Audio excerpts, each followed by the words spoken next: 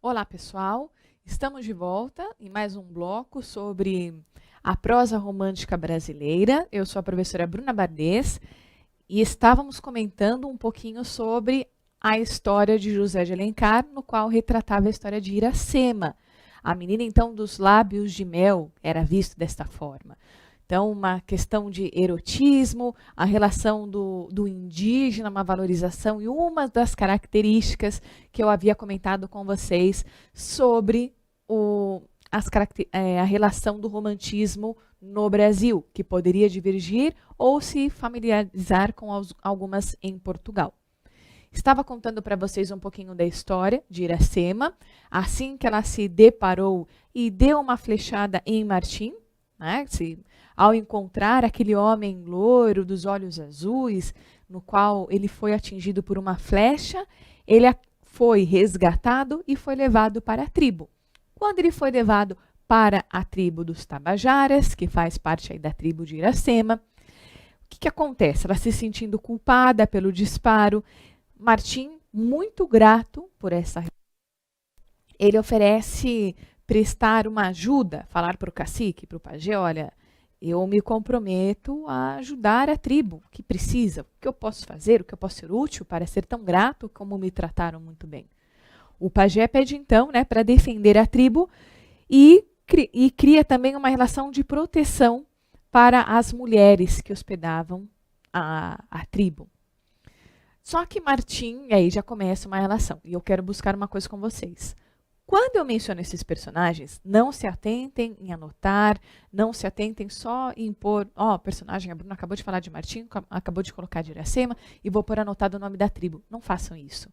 Vamos compreender como se dá um roteiro de romantismo. Percebem? Às vezes nas novelas, isso acontece também. Se a gente compreende, às vezes, entende essa concepção, até o final de algum filme a gente pode acertar. Nossa, mas eu fiquei surpresa com aquele filme. E aí tem um colega do nosso lado e fala, você ficou surpresa com esse filme?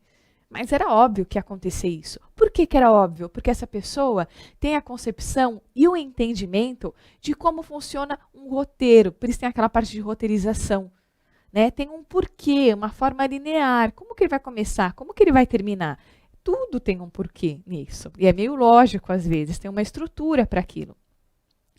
Voltando à questão da Iracema, vamos compreender. Então, se apaixonou por um desconhecido, ele foi levado para a tribo para conhecer a família, e aí agora ele começa a prestar serviços para a tribo em relação a proteger as mulheres, só que Martim fala que quer proteger ainda mais uma pessoa em específico, porque ele se apaixonou pela moça dos lábios de mel. E quem seria essa moça?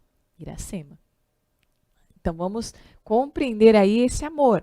Um amor que, como poderia? Será que pode, então, um português se apaixonar por uma índia? Será que isso é possível? Será que eles vão alcançar isso?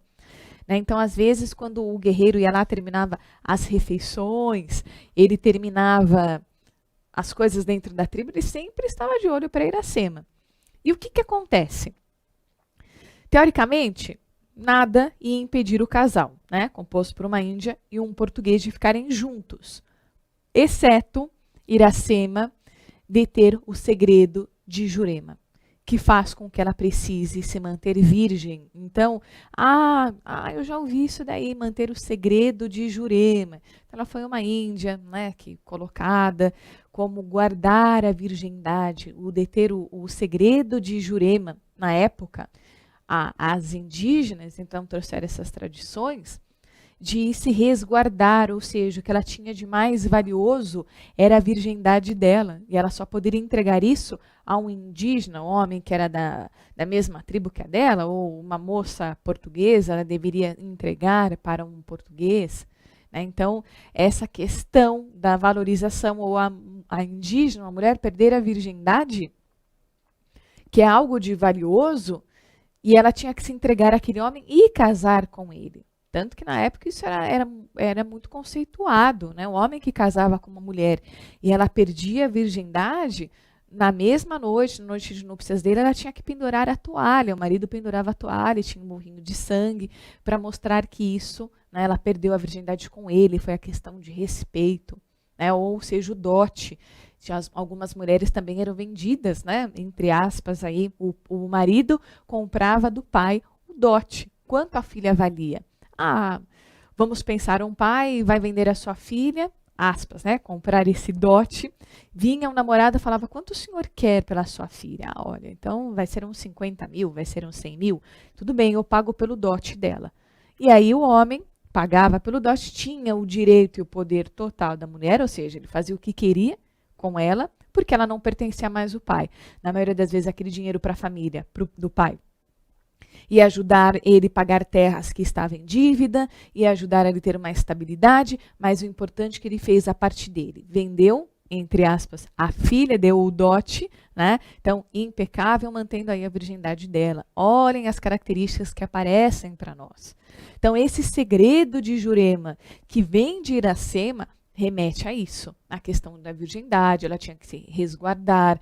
Quando comparava no livro também a relação da planta, né, durante a noite, ela se exala, ela fica linda e esbelta, é a indígena, é a mulher. Então, vamos remeter essas características para poder compreender. Viram como eu faço uma análise com vocês, e não é só contando a história do livro, mas é compreendendo características? É assim que eu gostaria que daqui para frente vocês fizessem.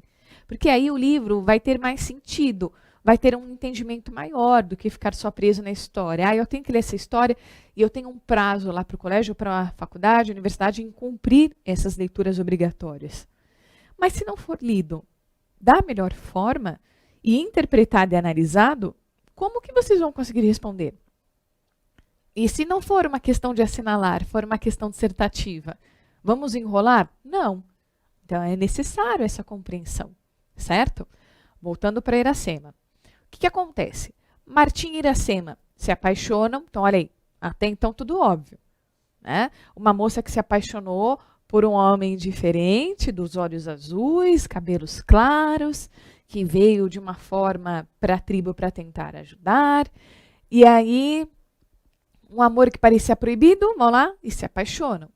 O amor entre eles, o que acontece? Né? Viveram esse amor proibido. E esse amor foi proibido, eles foram até numa cabana distante lá da tribo, ficarem juntos, aproveitaram aí esse momento, e desse momento juntos, né? Então foi descoberto aí, ele conseguiu o segredo de Jurema, e foi o Moacir. Nasceu o filho de Martim e Iracema, chamado Moacir, longe da tribo.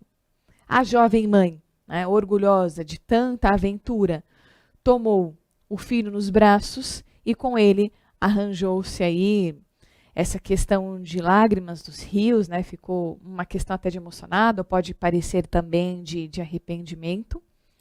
E depois suspendeu, né, os olhos que envolviam entre o amor e tristeza. Olhem as questões da figura de linguagem aí. Uma relação entre amor e ódio, né? Tristeza e amor, são questões de antítese, ideias opostas. Ao mesmo tempo que ela se apaixonava, ao mesmo tempo que ela se arrependia. Será que ela deveria ter feito isso mesmo? Será que era assim que ela tinha que fazer? Poxa vida, mas ela engravidou, será que esse filho tinha que... Por que esse filho apareceu nesse momento? E agora o que ela vai fazer? E ela fala, né? Tu és, Moacir, o nascido do meu sofrimento. Então, depois, no livro, vocês vão perceber lá que Martim volta para Portugal, a moça fica, né, com o filhinho, e aí nós vamos abrir para algumas interpretações e que requer, às vezes, eu não gostei desse livro porque não deu um final, não entendi direito. Será que a gente não entendeu direito? Ou será que faltou interpretações da nossa parte? Ou será que faltou interpretações de tentar ir um pouco além, tentar compreender o que ocorreu? Por quê? Quando mostra essa relação do português que foi e a Índia que ficou, mas esse bebê agora não é 100% indígena, será que aí José de Alencar não quis mostrar essa miscigenação? Será que não é a partir disso que tem uma relação do homem branco com o indígena, do homem branco com o homem negro? Então, dá para perceber essa relação? Quando eu digo um homem, dá para perceber que nós usamos sempre no masculino, tá? Então, refere tanto para homem e mulher. Quando eu digo homem, então é um todo.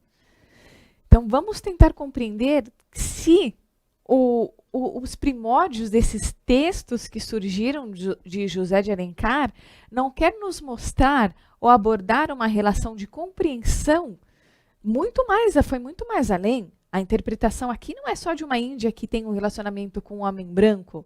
É uma relação de mostrar esse amor, de conhecer pessoas de outros continentes, pessoas de culturas diferentes, pessoas com pensamentos distintos. É isso que o livro quer. Uma das ideias aí serem abordadas. A Índia agora vive na tribo dela, vai voltar a ser o que era, mas diferente, né? Ela fala ainda que Moacir é nascido de um sofrimento dela, porque é um sofrimento, às vezes, por ter perdido o homem amado, ela não tem uma família como ela gostaria. E aí? Isso não envolve também nos dias de hoje? A gente não pode trazer essa relação? Então, olhem como as coisas que parecem ao mesmo tempo antigas ou arcaicas trazem uma miscigenação de ideias, uma miscigenação de mostrar que famílias se relacionam, nem sempre um homem claro com uma mulher de olhos claros vão se relacionar, pode ser uma mulher ruiva, uma mulher negra, uma mulher japonesa, uma mulher indígena. Então nós temos aí diversas relações. E isso é importante vocês perceberem nas obras, ainda mais essa da Iracema, que eu trago algumas características para vocês.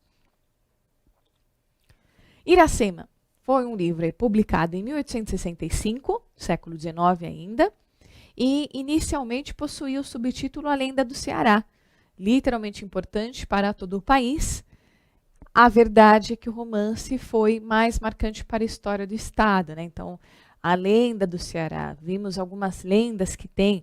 Ah, Bruna, então as lendas que nós temos aqui no Brasil são diferentes de outros países? Sem dúvidas, né? Se nós vamos para os Estados Unidos, são outras lendas, outras histórias. Se eu chegar no continente europeu e contar a lenda do Guaraná, né, que é vista também dos olhos de uma indígena, que a menina ficou doente, os pais enterraram quando ela faleceu, e onde ela morreu, nas terras que ela morreu, nasceu uma planta que tinha um olhinho, e aí esse olho era da indígena, porque os deuses já haviam dito isso, Tupã e Jaci já haviam dito isso, e agora os índios ficam felizes, porque além de ter um alimento, a filha veio de uma outra forma.